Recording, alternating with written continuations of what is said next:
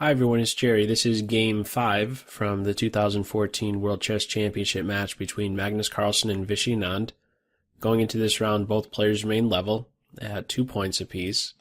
And Anand, with the white pieces in this one, he opened with d4. We have yet to see anything different when Anand has the white side. Games 1 and 3 saw the same thing.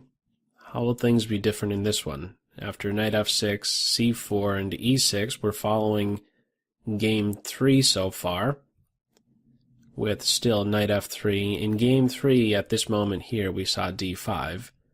This is where things change.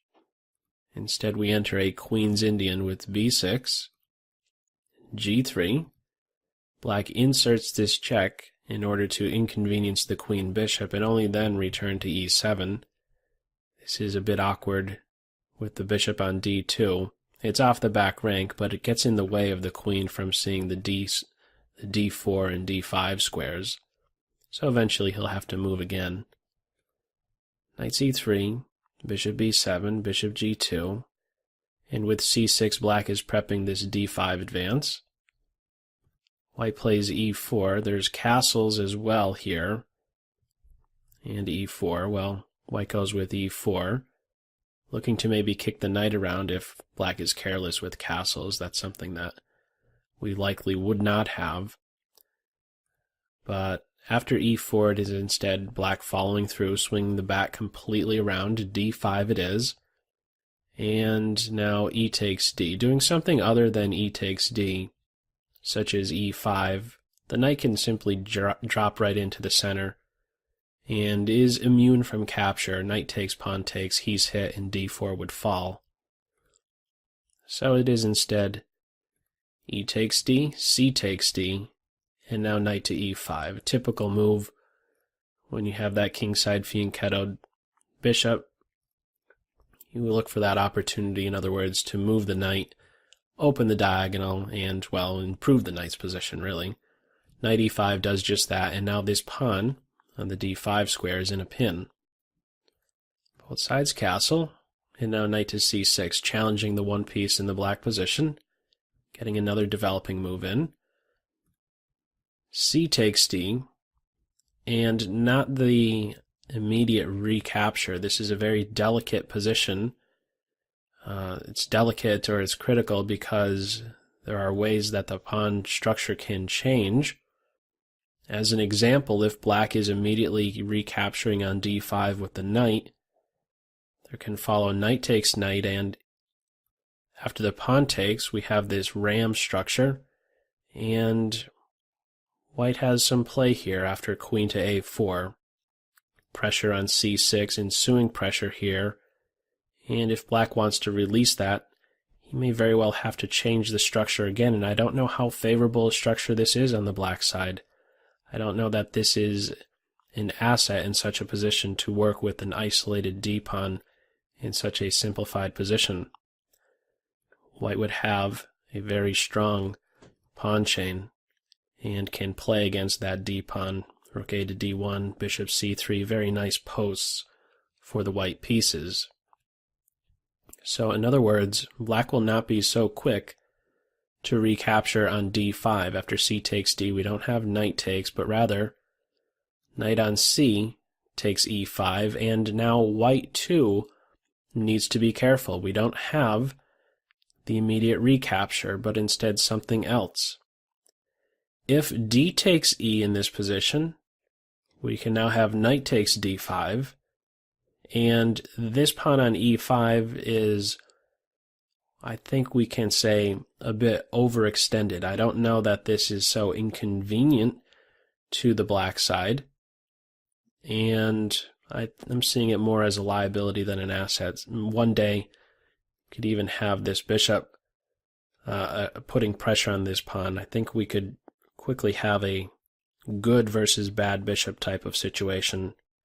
As an example, if rook c1, we can have knight takes knight, bishop takes, king takes, and exchange queens. I don't know that there's really anything so wrong with that. And again, this pawn one day could maybe be targeted. Will it really be enough for It's not any better for any side, but I'm just seeing no benefit to go into this variation where there's a pawn on e5 and a potential target.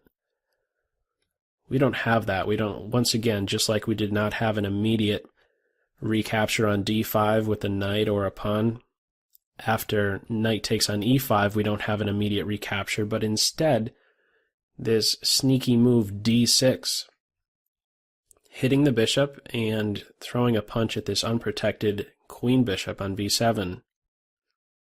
The follow-up is knight to c6. Keep in mind, if as white you go ahead, or excuse me, if as black you go ahead and capture on g2, well, notice you're now going to have to play a position where you have the rook versus white's two minor pieces. Since d takes e7 is coming with great effect, that's a fork, queen takes pawn is necessary, and now you still don't do anything about the bishop on g2. You have a lot of in-between moves here, these past few variations. Pawn takes knight would follow, and after bishop takes rook, like I was saying, we would enter a position where it's a rook and a pawn, in this case, a rook and a pawn versus the two minor pieces. White stands the better side. We'll have perfect homes for these minor pieces, and while there's this open file, it's not really one that could be made use of.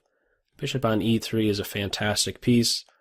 Would watch over the d2 square, that entry point for a black rook. And the knight is watching over d1. White is, without question, the preferred side. So, that's why we're not having bishop takes bishop here, but instead knight c6. And with this, white is able to do what exactly? Well, they've just picked up the bishop pair, and now with bishop g5 throws the knight in a pin, looking for ideas such as d5 breaking in the center, maybe jumping a knight into d5, exploiting the pin against the knight. So let's see how black copes with that. First, trying to get out of the pin with h6. Throws a question to that guy. And once again, we have this in-between move. Many in-between moves so far in this game. Not the typical reaction to the threat on the bishop, but rather d5, throwing a punch at the knight. The knight runs to the edge. Doing something other than that, well, black is getting killed. Like I was saying here, this would be piling up on that pinned piece, striking at the queen and the knight. So therefore, the knight immediately runs away, doing something else like taking the bishop. Well, this is a passed pawn, and he's throwing a punch at the bishop. This is not a good idea for the black side. It's too strong. So we have the knight immediately reacting to the threat. Knight a5 it is. And now bishop takes knight finally. Queen takes, and then pawn takes. I would like to point out one variation here. It's very important at this stage here, after bishop to g5 and h6, it's very important that you not, let's say, only go here to induce this weakness, such as this h6 move, or in other words, if you're dropping back, if you're doing something that's strictly defensive or reactionary, not posing a great threat or not throwing a strong punch with your next move, if you're dropping back for some reason to e3, here's how bad things can turn for white from a positional standpoint, from a strategic standpoint. There's this very convenient reply, knight b4. The light square bishops will be exchanged, and this knight will be enormous on the d5 square. The short story here is that black will have a wonderful position where there is a strong knight on d5 that will essentially go unchallenged. Black will have a strong knight versus a very bad bishop on e3. White, in other words, is wise to make sure he takes out this knight. Otherwise, he's kind of a dead piece in the position. So, after d5, knight a5, sure enough, we do have bishop takes knight, queen takes, d takes e, queen takes e, and now rook to e1, very logical, playing on an open file and doing so with tempo. Queen f6, the most logical move, very good move, keeping her off of the open files, keeping a watchful eye over the e7 square, potential entry point for a white rook, and staying out of harm's way of the light square bishop. If there's only one color bishop remaining, Ideally, if you can, you'd like to keep your queen on an opposite color so there's no ensuing tempo type moves against her, by the bishop at least. Following up, knight d5. Well, as it stands right now, let's just take a moment to assess the position. There's no imbalance with those last handful of moves. As soon as this d5 advance was played right here, as soon as these guys are exchanged, well, as it stands right now, there's this isolated pawn, but as soon as he is exchanged, there is no imbalance with regard to the pawn structure. Liquidated the pawn structure in the center has been liquidated, and the attention now turns towards piece activity. No imbalance with the pawn structure. Who stands better, however, with the pieces? White is the preferable side, if only because of, let's say, these knight positions. He's not so well placed on a5, and the one on c3 is a bit better. He could jump into d5, and he does so right now. That's what Anand chooses on this move 20. Knight d5 it is. So I was just saying there's no imbalance with regard to pawn structure, but now we do have an imbalance. After knight d5, bishop takes knight, bishop takes bishop. Look at how dominant this bishop is on d5. He is doing what exactly? He's doing everything, basically, boxing out the knight. There's not a great way to get him back into play. The bishop is also striking at f7. Certainly an accessible point to not only a rook, but maybe even a queen when she arrives on f3. We do, in fact, get to see that. But first things first, after this recapture on d5, the rook is hit. Rook d8, nice reaction. Right, the rook was hit, he reacts and now puts the bishop in a pin. White needs to get out of that. The typical get out of the pin as soon as you can idea. Queen f3. And now queen takes b2. This was an important decision to take on b2 or do something else. Taking on this square, white has the superior minor piece and will still be pressing in this position for sure, trying to enter on the 7th rank. And you could give this knight a kick. You could enter here. There might even be some lines where the bishop is able to, I don't know, throw a punch at one of the black pieces and control h7. I don't know that h7 at this point would be a reliable flight square for the black king.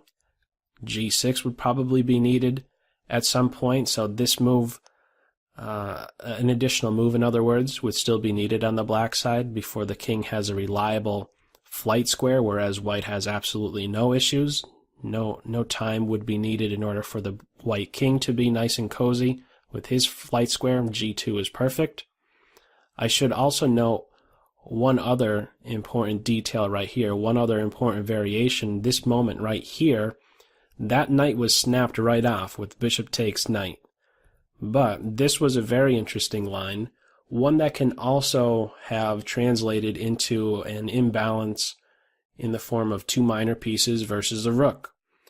Once again, in white's favor. If the knight is not taken here on this move 20 by black, suppose queen takes b2, there can follow this very forcing line, surprisingly enough. Rook e2, the queen does not have very many options. In fact, her only choice is a3. Going elsewhere, well, where else is she going to go? b5, she gets hit with the fork. a3 is the only safe square. Queen a3, now there's rook e3. She is once again very limited. Going to c5 runs into similar ideas, right? When the rook played to e1 earlier, that came with tempo on the queen. This is once again playing into white's hands, activating another piece. So if the queen at this moment grabbed on b2 instead of bishop takes knight, if we had queen takes pawn, there can follow rook e2, queen a3, rook e3, queen has to come back here. If she's going to d6, the queen is falling now. That's a check and the queen's gone. So the queen would have to come back to b2. There's rook b1. The queen has to take on a2, and now there's rook back over to a1. How is this a little bit different? Why would white want to give up that a pawn? Well, now, after the queen moves, there's pressure here. there can follow rook takes, knight, pawn takes, knight e7 check, and after he moves, there goes this bishop. Once again, a situation where it's the two minor pieces versus the rook and pawn.